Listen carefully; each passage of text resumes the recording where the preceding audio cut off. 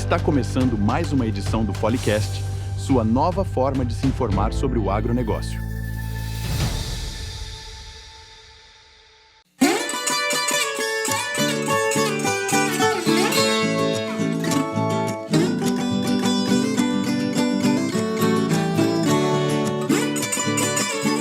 Olá, bem-vindos a mais uma análise detalhada. Hoje o nosso foco é o planejamento agrícola aqui no Brasil, pensando já em meados de 2025.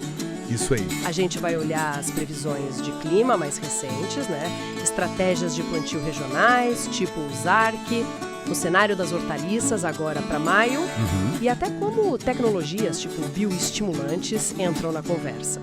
A nossa missão aqui é extrair o essencial dessas fontes todas para ajudar nas decisões lá no campo.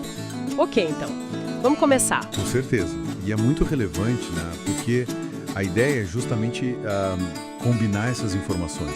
O clima mais geral, essa neutralidade do Enos que está se desenhando, Sim. com as coisas bem regionais que o ZARC mostra e a situação específica de cada cultura, como as hortaliças. É isso que permite um planejamento mais robusto, no agronegócio. Perfeito.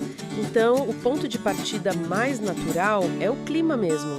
O INET soltou o boletim para o trimestre maio, junho, julho de 2025. O que ele está indicando, assim, dos grandes fenômenos? Olha, a principal indicação, e com uma probabilidade alta, tipo 80% segundo o IRI, que é o Instituto Internacional de Pesquisa, é a manutenção da neutralidade do El Niño Oscilação Sul, o ENUS. Ah, neutralidade. Isso quer dizer que a gente não deve ter aquela influência assim, direta e forte, nem de El Niño, nem de Laninha nesse período, o que é uma mudança, comparado com os últimos tempos. As análises da temperatura da água lá no Pacífico Equatorial já mostram o fim do Laninha. E no Atlântico Tropical, a situação também está mais estável, um dipolo neutro, vamos dizer assim. Certo. Isso deixa a zona de convergência intertropical, a ZCIT, atuar um pouco mais ao sul e, historicamente, isso favorece chuvas ali na costa norte do Brasil. Então, essa neutralidade é o grande pano de fundo climático agora. Entendi.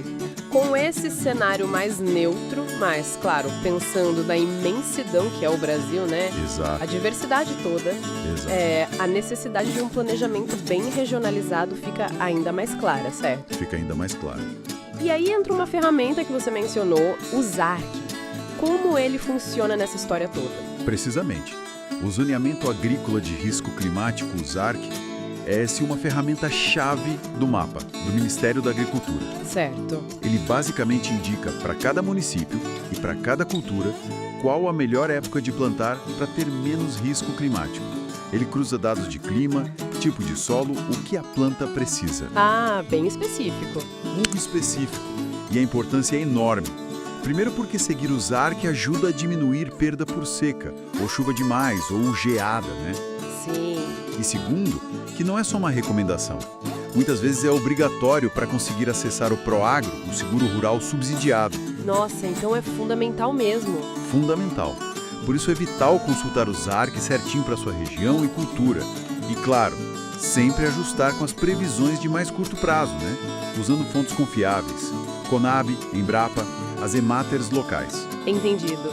Então não é só olhar para o céu, tem que usar a ferramenta certa para o lugar certo. E como isso aparece no dia a dia? Por exemplo, para quem planta hortaliças agora em maio. As informações da Hortifruti Brasil e da Celeron mostram um cenário particular para esse mês, Sim. Maio é um mês importante, marca o início da safra de inverno para várias hortaliças. Então, o que a gente vê? Um aumento esperado na oferta de melão e uvas, vindo principalmente lá do Vale de São Francisco, também de São Paulo, Paraná. Isso tende a jogar os preços para baixo um pouco. O mamão formosa também pode ir nessa linha, mais oferta, preço menor. Já o Havaí talvez fique mais estável, quem sabe até valorizado. E maçã, batata? Maçã parece firme, os estoques estão regulando bem o mercado. Batata, a tendência é mais de estabilidade de preço. Agora, tomate. Ah, tomate sempre é uma novela, Pois é. Embora a safra de inverno esteja começando, parece que a produtividade talvez não seja tão alta assim. Isso pode limitar uma queda muito grande nos preços, entende? Tenho. É interessante ver como cada cultura tem sua dinâmica, né? Depende muito da região. Você mencionou também cebola e cenoura. Quais são os pontos de atenção aí? Olha só, a cebola está numa situação particular. Está acabando a safra lá em Santa Catarina e parece que tem uns problemas de qualidade no que sobrou estocado. Isso acaba reforçando a nossa dependência da importação para completar o abastecimento, né? E para a cenoura, especialmente na Bahia, a grande preocupação é a água. A falta de chuva já estaria afetando o desenvolvimento das raízes. Nossa, a questão hídrica é sempre crítica. Sempre. Isso leva a um ponto importante.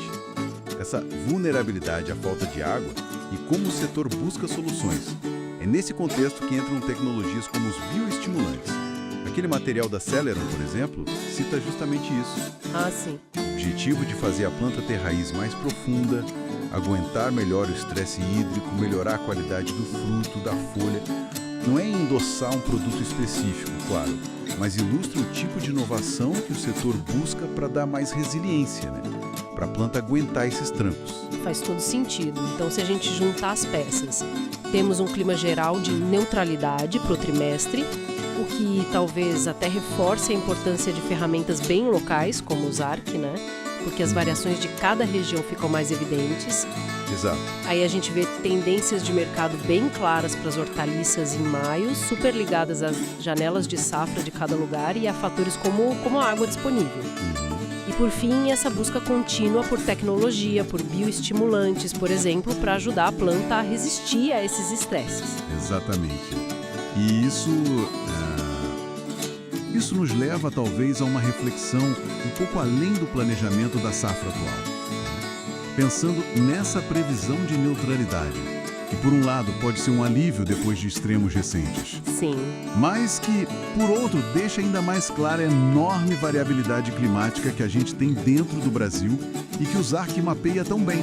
A questão é, como que as estratégias de adaptação de longo prazo, aquelas que vão além do ciclo safra-safra, como elas se tornam talvez ainda mais cruciais para a sustentabilidade, para o sucesso da nossa agricultura daqui para frente.